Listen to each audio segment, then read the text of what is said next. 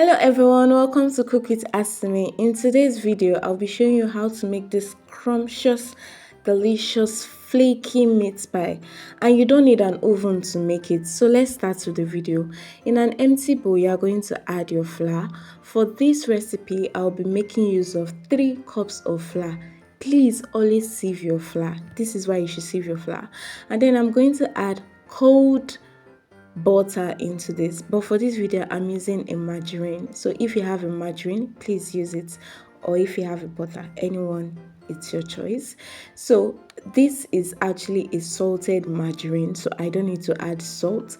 But if you are adding an unsalted butter or margarine, please add a pinch of salt so that your dough will have taste.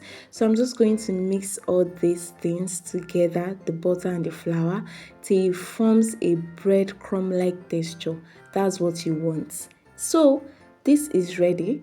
I'm now going to create a hole in this and add cold water. I'm adding this cold water bit by bit because I want this dough to come out to be flaky. Don't add your water all at once. It will be too overwhelming for you to even mix. So I'm just adding it small. You can see I'm adding it. Please add your own like that though. I've made the mistake before and my dough actually came out elastic, and I don't want anybody to make that mistake. So please add your water bit by bit, and then you're going to add your flour and your water together. You can see how I'm describing it in the video. This is how you want. You're not needing the dough. No. You're not needing it. You're just adding it together. You can see. Add it together. So when you do that, you get something like this. It will not be well opposed. It will actually look as if it wants to scatter. Yes, that's what you are going for. You are not going for a dough. No. This is how your dough should look like after you add it together. You can see that it's not thoroughly smooth. This is the texture you want for your dough. So when next you are making your meat pie, please, this is the texture for a flaky, that kind of flaky meat pie. Yes. So I'm just going to put a clean film over this and then pop it into the refrigerator for 30 minutes. You want it to be flaky.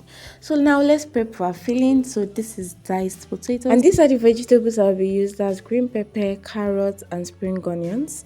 So I'm going to pop the carrots and the diced potato on fire.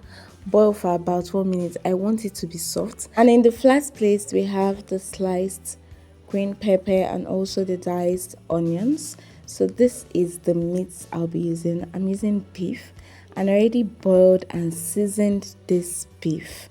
So I'm going to put it in a blender, and then I'll blend for 2 minutes, and here you have it, your minced meat. So you don't actually have to even buy minced meat from the market. You can use your beef which you have at home. So these are the ingredients, and then I'm going to pop a non-stick pan on fire and then put vegetable oil in it, allow it to get hot, and then add a spring onion to test the heat. So this is the spring onion that I'll be adding first into the frying pan, and then I'll add the green pepper. These are fresh vegetables, so you really need to saute them really well. So I'm just going to use a wooden spoon to just mix everything together. Ensure they saute well. You are frying this till it's soft. That's the look you are going for. So I'm going to add minced meat to this. So don't forget that I added seasoning whilst boiling the meat. So you ensure your minced meat incorporates with your vegetables. You want all your seasoning to come together. So I added salt to this, curry to this. I'm so sorry, the camera went off. And then I'm going to add seasoning powder to it, and then use the wooden spatula to just mix everything together. You want your seasoning to speak to each other. So the meat is ready. You can see that it has changed color. So I'll be adding the diced Irish potatoes with carrots. Please always ensure to add carrots to any filling you want to make. It adds sweetness to it and it makes your filling taste rich. So I'm going to allow this to just saute on fire, and then I will add water. Why I'm adding water to this is that I want it to be soft. You want your carrots, your Irish potato to be soft. You don't want it to be crunchy. The only thing that is allowed to be crunchy is the dough. Do you understand?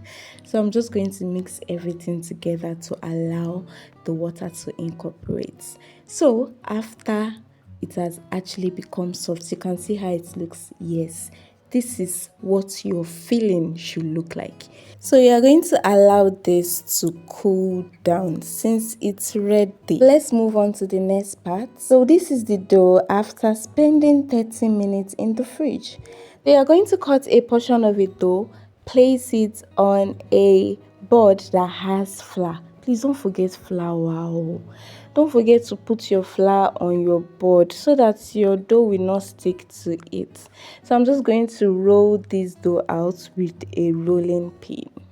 If you don't have rolling pin, use turning stick at home. So you can see this is properly flattened. This is a cover of a bowl I have at home. I just thought this size will actually be very perfect for a meat pie size. So I'm just going to remove the excess layers, the uneven edges. This recipe is actually very easy, is that you don't need to buy any tool. You don't need any tool to just make your meat pie.